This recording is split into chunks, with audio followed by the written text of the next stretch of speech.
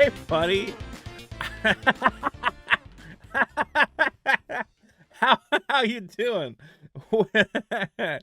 I'm laughing. I'm laughing because I just watched the She-Hulk finale. Now, I've been talking about the show a little bit on my channel. I don't love it.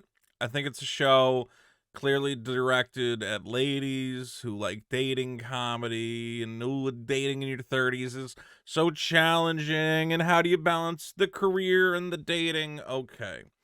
I wanted like a fun court show, like a funny. So I say this every time, but there is so much opportunity for a funny court show in the Marvel universe. You could do so much and have different heroes show up and like have them. There's so much you could do with that idea. How did they screw that up? But instead, they made this lady show. Fine. I don't even care that it's a lady show. It's fine if Marvel makes shows that are aimed at women. Not every show has to be aimed at big, stupid neckbeards like me. But here's the problem. She-Hulk is supposed to be a comedy. And even comedies aimed at women. I know guys who watch like Sex and the City and they go, well, it's funny. It's a funny show. It's well written. She-Hulk isn't funny. None of the people writing this show know what a joke is. And honestly, the only joke left is this abysmal finale where I have no idea what the writers were thinking. Actually, I'm going to take a guess. The writers were thinking, we're so much smarter than the Marvel fans. This is actually one of the cases where it feels like the people working on this show hate working on this show. Like, they're taking knocks at Marvel. They're saying Marvel's a formula. I mean, some of that criticism is legitimate, but let's be clear. If you're working for Marvel, why are you knocking your employer? But it seems like their desire to write outside the box and to write something original has backfired entirely. We're going to talk about it. Don't forget to hit that subscribe button down there, baby. And let's just go through this wild and wacky episode where, again, I kept waiting for jokes. And that is something I keep saying about this show. Now, they open with, bizarrely, this take on, what do you want to... Well, it's a take on the original Incredible Hulk TV show. It's also kind of a take on, like, the Bionic Woman. Here, you get to see some stuff. Let's take a look. I'm not going to play sound because otherwise we'll get, knocked. But okay, all right, maybe I get a little chuckle out of the wooden 70s acting, and obviously I'm pretty sure this is a guy, a male bodybuilder, to play the She-Hulk. Okay, it's like a funny little bit, but I honestly don't know what it has to do with the rest of the episode. It was like a weird throwaway. From there, we see that Jen is now in jail, which also didn't really make sense. I guess in the last episode, did she destroy like a building or something? Like, yeah, that sucks, but does she need to go to super prison for that? Property damage? I guess because she's a monster, there's different rules. And they say, well, we can get you out, but you're going to have to wear a bracelet. Same thing that the Abomination has, where basically if you turn into the Hulk, it's going to notify the authorities and they'll come and take you back to prison. So then we get this whole sequence where she loses her job. She leaves her apartment. And I mean, I guess we're going to have to see what happens next season. I don't know if any of this is canon, because the episode does, what we always say is the stupidest thing to do, and turned it into like a dream sequence.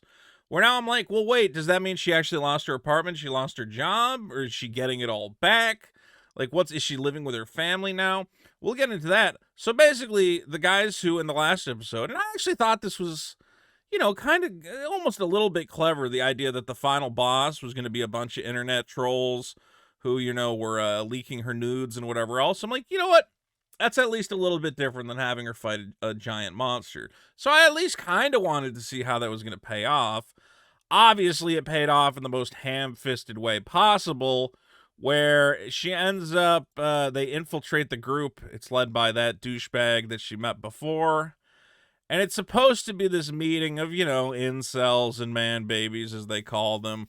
I was like, first of all, have you ever been to a meeting of a bunch of, middle-aged guys who are obsessed with, superheroes and stuff? None of them dress this nice. They all look like me. The beards are not neck beardy enough. So the casting is not trying hard enough. And then some of the dialogue is just so, like, on the nose of being like, yeah, we hate women, and, oh, women are the worst. She didn't even work to get her powers. And I'm like, okay, the writers are a bunch of mostly ladies. I think there's like two guys in the writers' room, or I think one of them might be non-binary, so there might be one guy in the writers' room. And it's, women, what can I say without getting canceled? I get that you guys deal with sexism and misogyny online, but here it just felt like over the top. Like, yeah, I hate all the same guys who go, oh, they always say, oh, she didn't earn her powers, whatever else. I mean, sometimes that criticism is valid. I've talked about that with Rey Skywalker. I think they're kind of making fun of me here when they say She-Hulk didn't earn her powers. I'm like, oh, is that a dig at me? Because I didn't like The Last Jedi. Not me specifically, but critics like me who had that criticism. And I think, I don't know. I mean, they're diminishing that some of that criticism is valid. Again, I look at these guys, where are the neck beards? You didn't nail the casting. But having the final boss be, I don't know, like a convention of nerds. At first I thought it could be clever, but the actual execution just left so much to be desired. Anyway, she ends up going down there, and the Abomination is giving a motivational speech.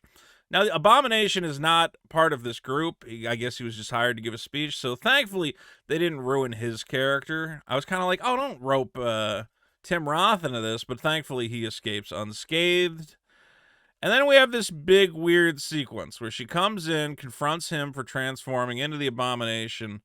And then that nerd guy, whose name I forget, I don't remember his name, he injects her blood. He reveals that not only did he sneak nudes of her, but that he had one of his agents go to sleep with her, whoever it was, that one guy she slept with from the app, and that guy was paid to steal her blood so that he could synthesize it and become a Hulk. Now, we, the audience, know this isn't supposed to work because in the first episode they said, no, only banners can uniquely synthesize gamma radiation. This wouldn't work with anyone else. It's only because you're a banner that my blood turned you into a Hulk. So already we're like a little confused. We're like, okay, what's that about? Then Titania comes bursting the wall, and you go, oh, they're doing like a joke. Because then Hulk, the real Hulk, Bruce Banner, comes back from space to fight the Abomination, and she eventually goes, oh, what's going on here? And of course, this is where the episode goes off the rails at about 16 minutes in, where she goes, I just don't like this story. Well, I hate to tell you this, writers. That's what makes it so confusing.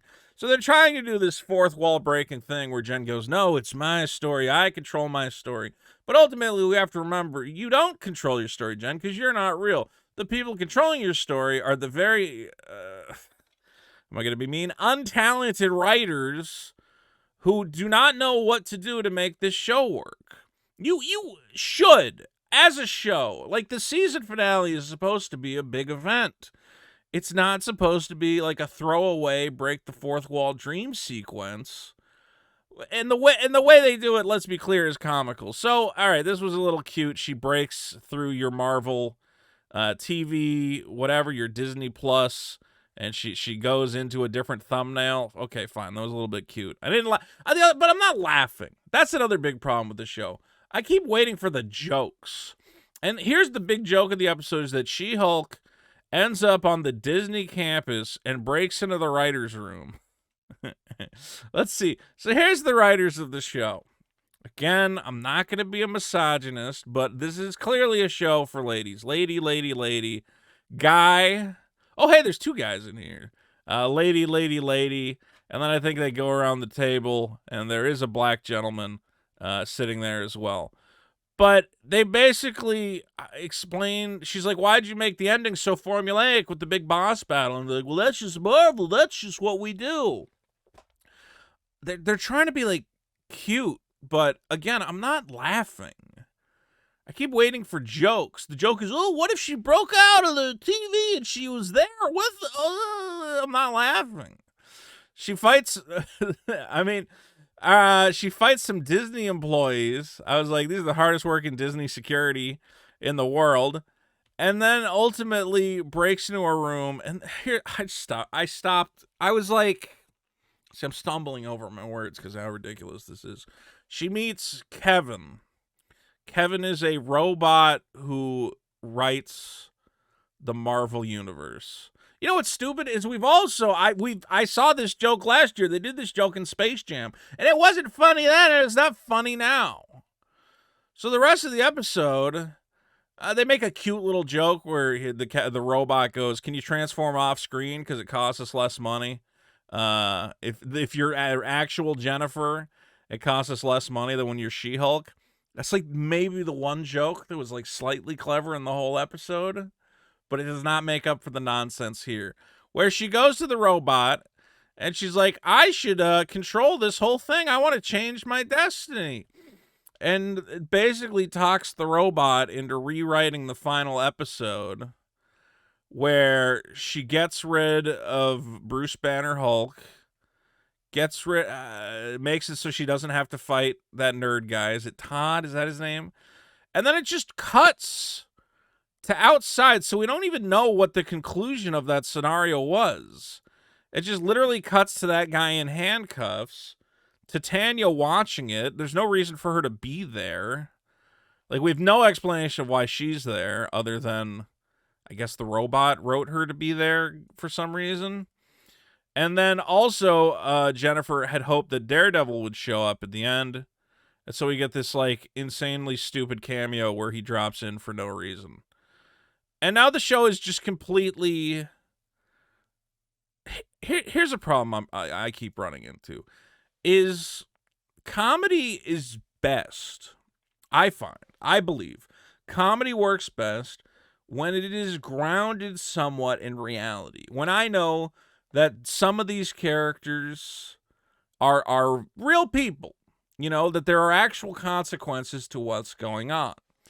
So when you tell me that everyone in this world is just like a goofy, wacky character that can be summoned at any point, Daredevil can show up for no reason out of the sky, the comedy actually suffers from that wackiness. Like, people seem to think comedy now is just like wacky shit. Everybody's acting goofy. No, you need like some people to act normal and grounded. Like, Daredevil should not be showing up as this weird sugar fly hookup for Jen. It should be like he should make very rare appearances, and every time he shows up, he should be, you know, his typical Daredevil self. He shouldn't be this goofy, you know, one-night stand for Jen. Your comedy, that's the reason workplace comedies like The Office were so popular, okay? Because you would have a straight man like Jim reacting to all the wackiness around him. But here, everybody is wacky all the time. And there's no stakes because we now know that Jen can rewrite reality. I mean, there's some stupid line where he goes, "Oh, you can never do this again." It's telling that, it's weird. It felt very Rick and Morty-esque, you know, because Rick and Morty will rewrite the timelines. And there's actually some former Rick and Morty writers on this show. But why go Rick and Morty sci-fi rewriting reality with She-Hulk? Just make a show about funny lawyer stuff with superheroes. It's not that hard. You can just go through the list of Marvel superheroes and villains and whoever else and pull like obscure ones out and come up with funny courtroom situations involving them. How do you get to the point writing a court show where you go, wouldn't it be cool if she met the robot that writes Marvel movies and convinced it to rewrite her reality? And then it ends up with her, I guess, is now going to date Daredevil, or at least he's visiting her family. And also we meet Hulk's son real quick. I'll just give you guys the Easter egg real quick. You know, you want to see it. We'll see if that pays off in some sort of movie, but obviously Hulk went to Hulk Planet and met his son, Scar. And then she's back to being a lawyer again. I don't know what part of this show is reality anymore. I don't know if she has her apartment back. Did she get the same job back? What is going on? What is real? This was such a... That's your exciting finale, is that it's not real, but it kind of is, and she convinced I have no idea what's going on anymore, guys. I don't get it. And ultimately, it comes down to this.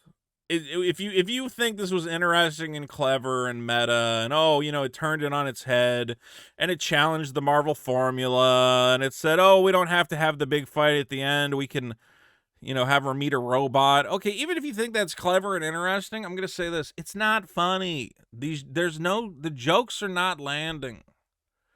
Hire comedians, hire comedy writers. There are funny people in Hollywood who could be writing these shows, but every time I look at these writers' rooms, do any of these people look funny to you? Do any of these people look like they've ever done stand-up or improv or anything? No. I don't even think they know anything about comic books.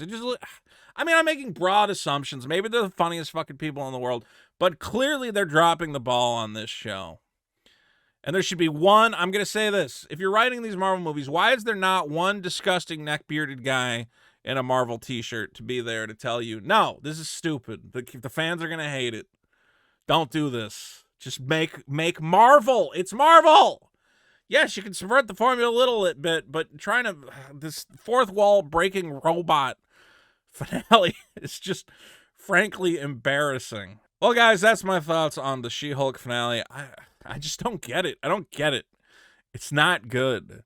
But please let me know in the comments. Am I wrong? Am I a pig-headed man who doesn't understand this strong female-led superhero nightmare? I don't get it. I don't get it. Please tell me what's wrong with me. Don't forget, subscribe to the channel down there. And don't forget to check out my comic book Super Killer coming soon. Want to learn more about it? Well, watch this promo right here. Now, if you're like me, you've probably found yourself getting a bit tired of all these superhero movies. Sure, we occasionally get something good like Spider-Man, but we also get crap like Wonder Woman 1984, The Eternals, or that godforsaken Hellboy reboot. Point is, maybe you're getting tired of watching these checkbox diversity characters putting on silly costumes and fighting CGI aliens. Maybe you've found yourself watching the latest round of Cape shit and thought, man, I wish some guy with a big gun would just show up and shoot all these motherfuckers in the head. Well, buddy, have I got the comic book for you.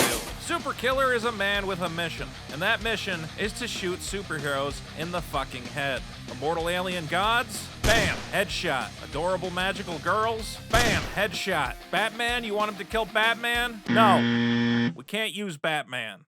DC Comics owns Batman. But here's a guy who looks kind of like Batman. Bang! Right in the fucking head. Super Killer is a hilarious dark comedy written by one of the greatest comedic talents of the 21st century. Me. I wrote it. It also features incredible artwork by Keter LeBeau, the most beautiful man in Mexico. Point is, this is going to be the greatest comic book ever written, but we can't make it without your help. Check the link in the description and sign up for our mailing list. That way, when our crowdfunding campaign goes live, you'll be among the first in line to get yourself a copy of this glorious blood-soaked comic book masterpiece. Super Killer Book 1. Because for humanity to live, the Superman must die.